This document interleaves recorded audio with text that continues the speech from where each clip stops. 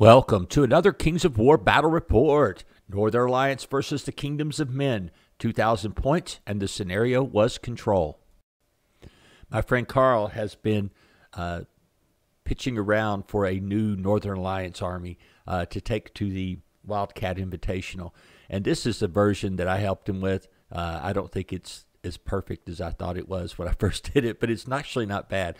It starts off with a horde of clansmen with two-handed weapons and the caterpillar potion, a horde of ice naiads with hammer of measured force, a horde of snow trolls with the chalice of wrath, 2 regiments of snow foxes, a regiment of IceKin Hunters, a cavern dweller, an IceKin bolt thrower, a lord on a horse with a snow fox, 2 lords on Frostfang. One of them has the blade of slashing, and then a Thane with inspiring talisman and Talinar standard for 19 unit strength and 12 drops. I think Carl and I both agree that we need to figure out how to get the brew of sharpness back on the snow trolls. They just, without it, it's just the same thing I've ever had with every experience of trolls. Unless they can hit, they won't do anything. But hitting on 4s, and then in this game with me having pikemen and things like being hindered with all the terrain, they are just not an effective unit without something to make them better, whether that's Blessing of the Gods or Brew of Sharpness. This is not my Kingdoms of Men list for a tournament. There's just one that's kind of been growing on me. I did change it from the last time I played, because the last time I played, my fanatics just got shot off to the point where I had to attack. Otherwise, they would have done nothing. So I did change the list a little bit from the last time I played it. Starts off with a horde of pikemen with indomitable will and the brew of strength. Freaking excellent unit. A horde of foot guard with indomitable will and two-handed weapons. A horde of foot guard with striding and indomitable will. That was my addition to replace the fanatics. The fanatics, just the armor and stuff was just so low that they just weren't survivable. I mean, it didn't matter what the boat, especially with all the prevalence of things like IceKin Hunters and all those things out there. They just get nailed. 2 regiments of knights, one with the potion of caterpillar, other one with blessing of the gods. A regiment of mounted scouts with gunpowder upgrade and hammer of measured force. These have proven surprisingly good. I would have, my friend Sean came up with that combo, and I just like, well, I don't think it'll be that good. Oh no, it's been very good. The speed of those guys, it's almost like having another flyer. 2 generals on winged beasts, speaking of having flyers. One of them has the hex wand, and then 2 heroes on horses, both with indomitable will, and one with the sword of slashing.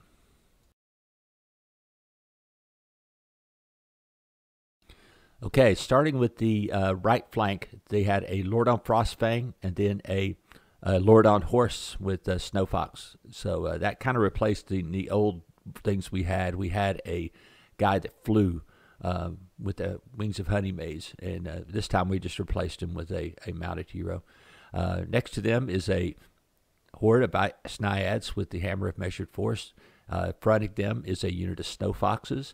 Right in the middle here is a unit of clansmen with a potion of caterpillar and two-handed weapons. They've proven to be very good in a lot of games, but I'm starting to wonder now about putting them back to having shields and stuff and getting their armor up, because we're starting to see some of these elf things just shoot the heck out of all the low-armored units. Over here in the middle, we have a horde of snow trolls with the chalice of wrath. A cavern dweller and a lord on Frostfang, and they are being fronted by some snow foxes as chaff. That dang cavern dweller is darn near impossible to kill off with life leech 3. I just despise seeing that thing on the table, I mean, you've got to really hit it in one go, or it'll either kill you or it'll regenerate all of its wound backs, and you might as well start it again. So, Cavern Dweller, excellent thing. I should always have it in the army after seeing how devastating this model can be. Carl is going to paint up his IceKin Hunters, but in the meantime, we used my old James Workshop Wood Elf Archers. On top of the hill was his IceKin Bolt Thrower, and that was basically what anchored the flank. He was all the way against the table edge there.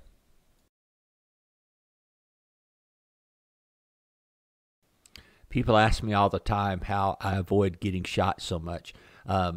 part of it is these two heroes. I have both of them here on this flank because his bolt thrower and his IceKin Hunters are over there.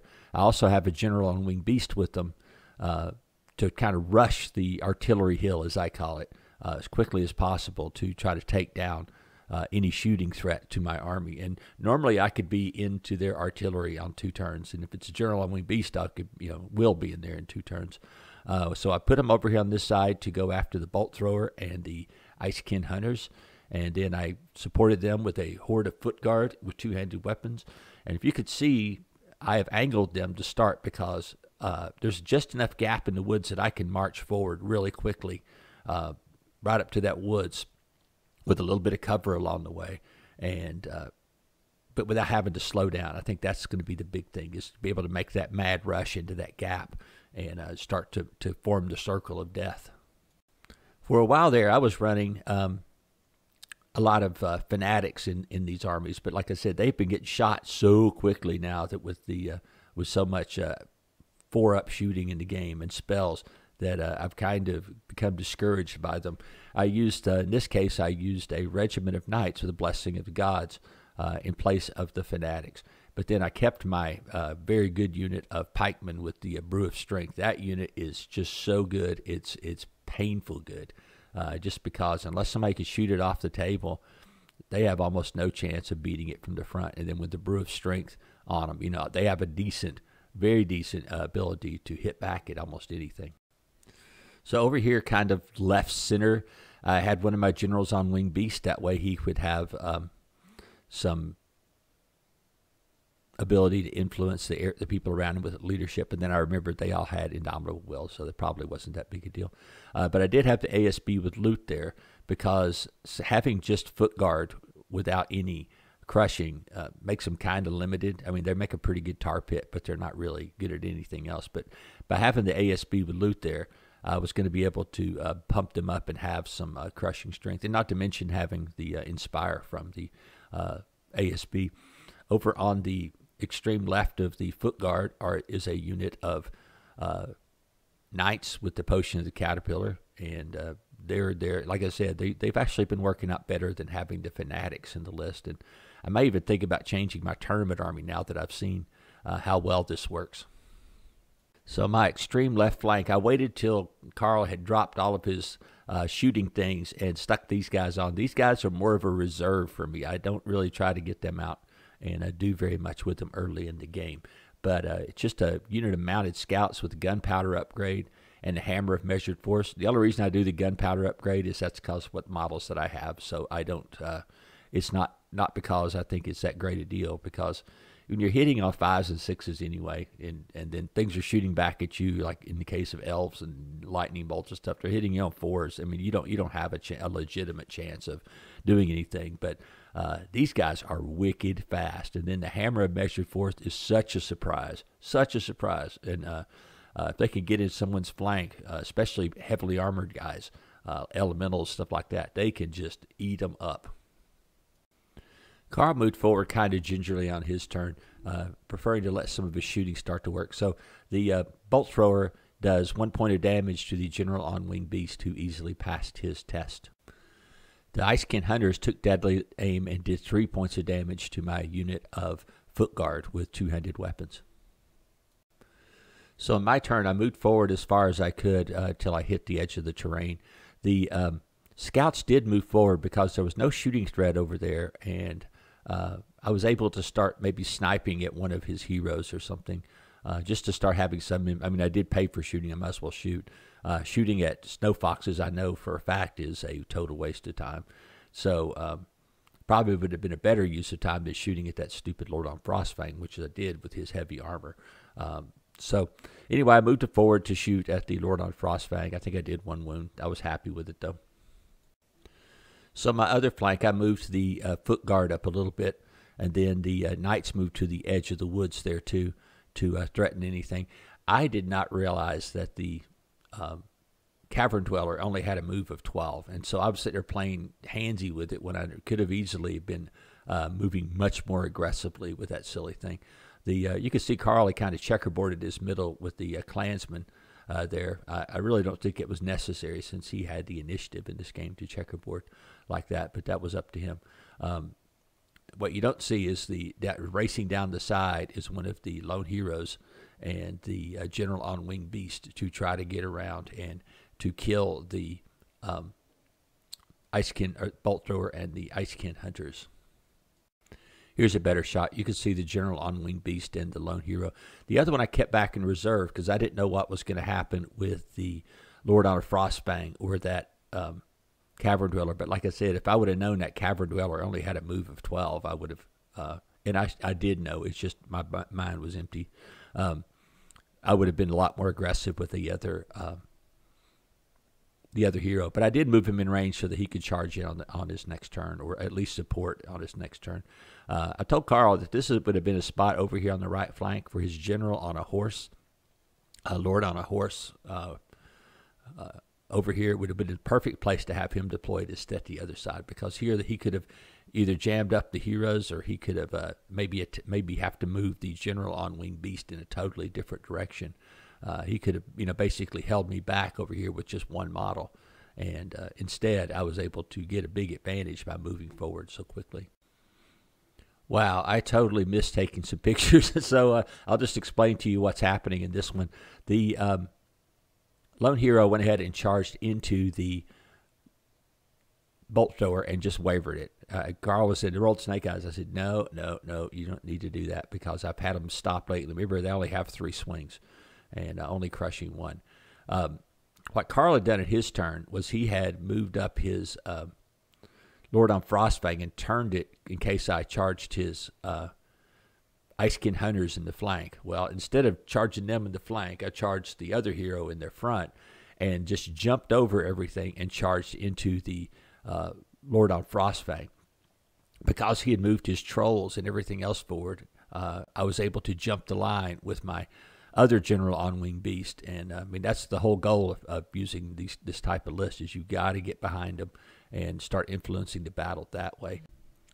So the general on winged beast rolled a little subpar, only did 3 wounds to him, but it's going to keep him in place. But I was really scared is that stupid Cavern Dweller. I mean, that thing is they're just lethal. I mean, they're just so hard. It's just such a nice tar pit unit that they're really hard to take care of. So I really think that getting the other one, I mean, I was waiting the whole time for those trolls to move forward so I could jump behind him. So that's another tactic. If you've ever played to somebody that has a lot of flyers, you need to hold something back to deal with them. Otherwise, they are just going to have their way with you. So here in the middle, I actually moved my other unit of foot guard, the one on the left there, back. I didn't really care about the pikemen. I just didn't want him to get charged in the flank. But the idea here is I knew I was going to have to sacrifice them at some point in time. There's just no way around it. There was just too much stuff right in front of them. I mean, I could stop 1 horde, but I'm not going to stop 2, especially if one of them are ice naiads with the hammer of measured force and the unit of snow foxes. Since I have no shooting and basically no chaff, I really just have to play very conservatively when I'm confronted in a situation like this. I did take a risk here this turn. I went ahead and charged my cavalry into his lone general there because I really thought I could break him in one go. And I rolled a little subpar, and then I rolled a little subpar on the morale test, and so now I'm stuck. I know that they're dead now. I mean, I just thought it was worth a turn to delay them. If you think about it, it's a delaying attack. So basically, okay, yeah, they'll go slaughter him, but now they are sitting there a whole turn. We're playing control, and so now they're going to sit there a whole turn out of the game, killing them. And if they could manage to hold for an extra turn, that's even that much better.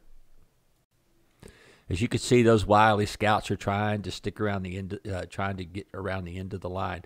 I did take a pot shot at the guy at the Lord on Frostfang, but the problem was the fence was in the way.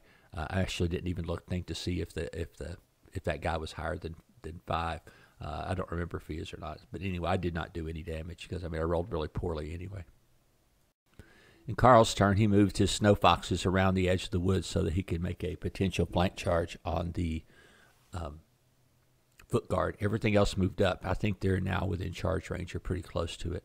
The Snow Foxes went ahead and moved down the hill and stopped an inch in front of the Pikemen, and then the Snow Trolls went ahead and moved up on the hill in position to charge down the hill and slaughter the Pikemen on their following turn.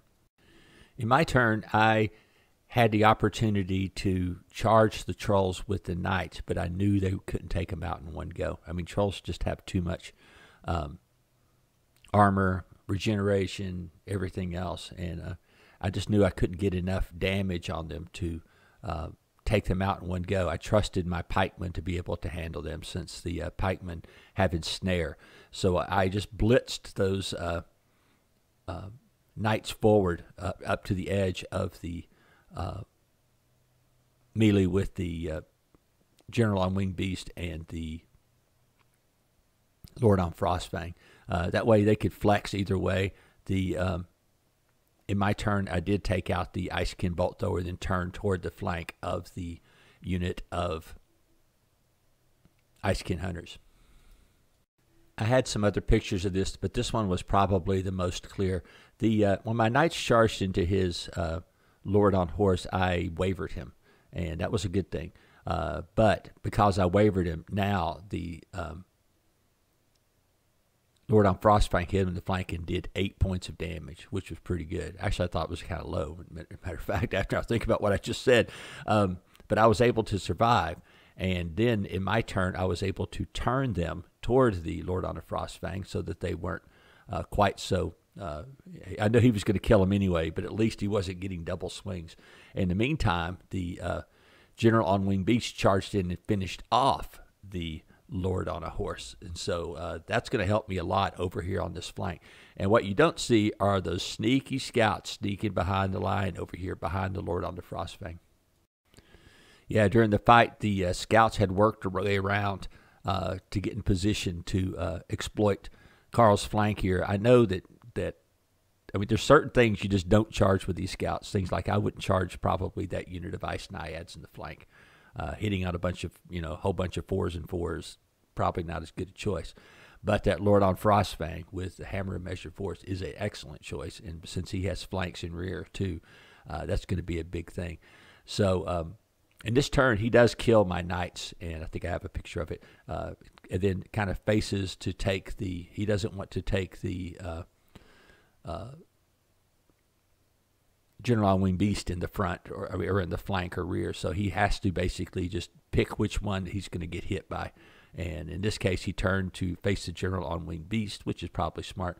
I don't think he realized how nasty those scouts are going to be.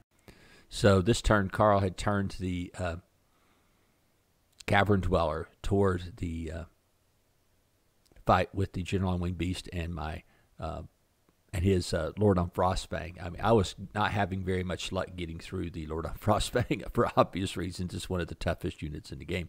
Everything else is his trolls this turn charged down the hill and into the pikemen. And of course, one of my friends Sean says all the time. He says, "Oh, they got crushed 2." You're thinking it doesn't matter. You're wounding on or crushed 3 this turn. You're wounding on a 1 anyway. So what difference does it make? While Carl rolled a little subpar, probably 1 wound, because the pikemen with their ensnare are really tough to take out, especially starting with a hit on 4s. I mean, it's almost fruitless to take them out. If I had healing in this list, that unit would be almost impregnable. But I don't think of them as being that valuable. But they are. It's a very solid line holder that can take on pretty much the other guy's hardest units. So over here, he did kill the unit of knights off, and he just kind of faced back toward, like I said, of course, the General on Winged Beast is there, and the scouts is going to be bad. His Snow Foxes had charged into the flank of my foot guard, the ones with armor 5, and managed to do 3 wounds, which I thought was pretty decent. So then I laid down the hammer on the General on Winged Beast, 28 in the flank for 4s and 4s. And then from the front, of course, he had 7 swings for 3s and anything but a 1. So because he has Thunderous Charge on the charge. So the Lord on Frostfang goes down in a big heap. And so both of the lords on this side of the table are gone. So he was getting ready to pull that, to knock the hammer down on my foot guard here, and I knew that was going to happen. It was a good attack. I mean, there was, like I said, I knew that I was going to lose that unit. So my thing is to try to take out as much as I can before I die. So since the trolls bounced, that opened the door for the foot guard. Yes, that is 50 for 3s and 4s into the flank, plus the 30 for 4s and 4s into the front. So the trolls did not live to tell about this. You can also see up at the top of the screen that the knights went ahead and flank charged into the other general on wing beast. Yes, I know he's going to get killed by the cavern dweller, but you got to remember, this is a peace trading game. I mean, sometimes you give up things to get things, and so that's what I'm trying to do here. Is I give up my left flank, at least the foot guard there, to be able to win over here on the right flank. And same thing is I'm giving up my knights to stop that cavern dweller, and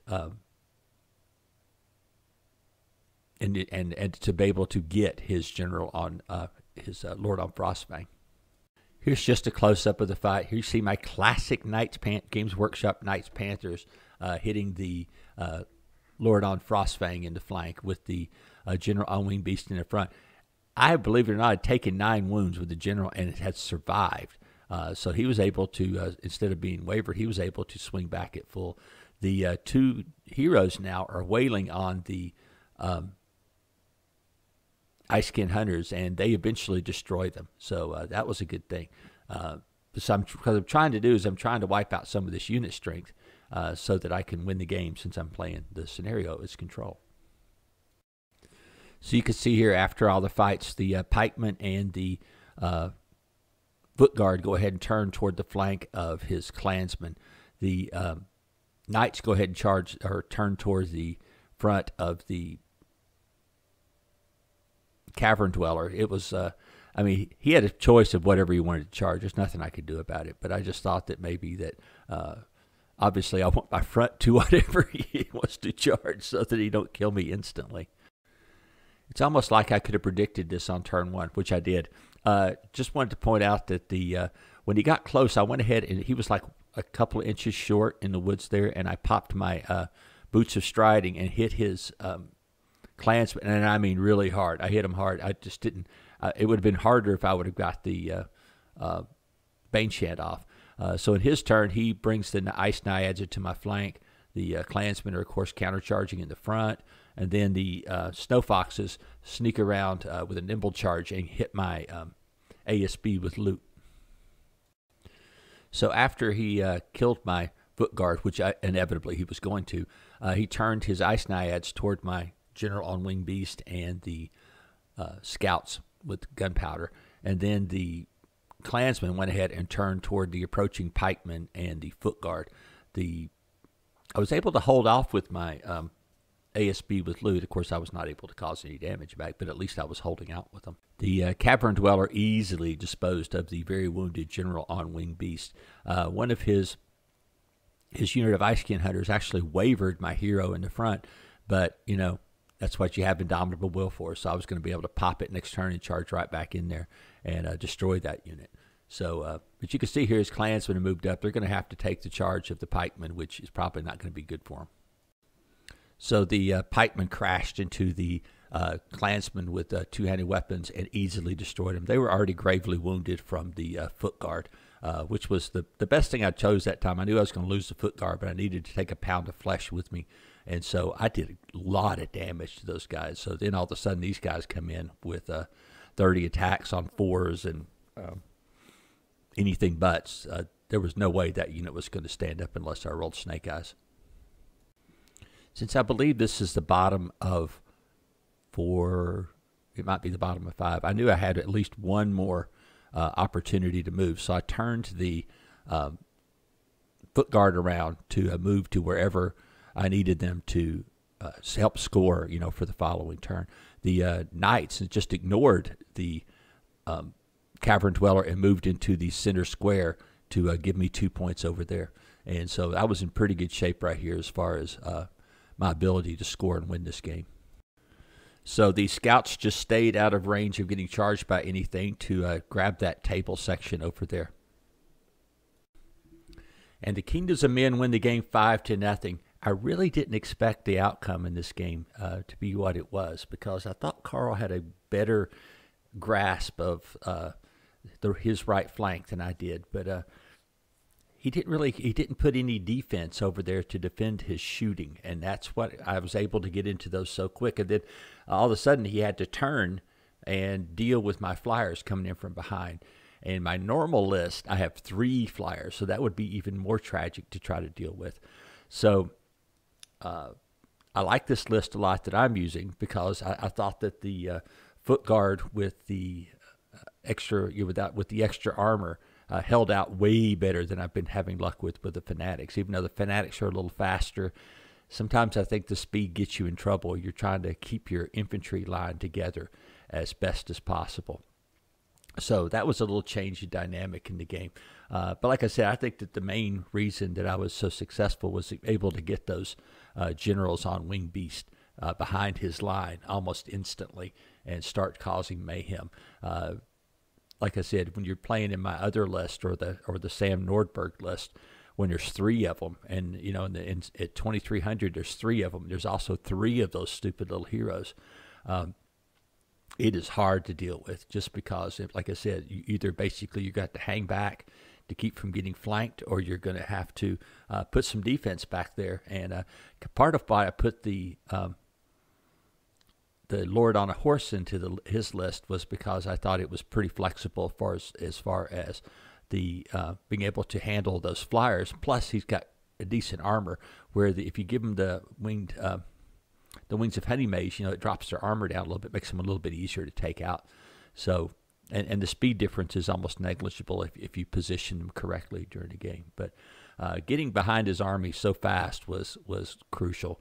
And then I think the hardest thing for people to understand too is there's no reason. I mean, once you get the front back thing going, there's no reason to go rushing forward into their front. They need to come to you, and then that lets you kind of pick off units one at a time that you need to secure.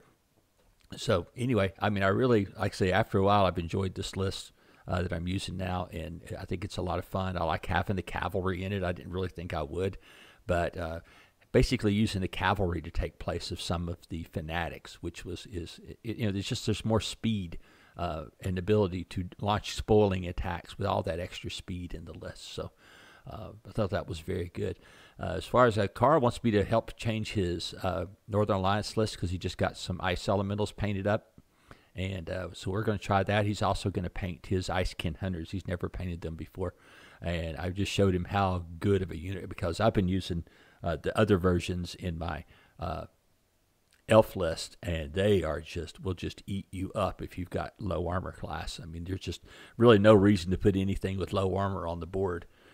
When there's all those elf shooting guys are around, they just shred you to pieces, and it's worked out for when I played against Twilight Kin, I got shot to pieces. When I play against elves, I get shot to pieces, and I don't mean shot to pieces like they're just removing units, but they weaken them so much that really anything can knock them off once they get to that point, which I'm sure is the strategy for those things. But I think though that I can get him a different change to his list to help him out a little bit.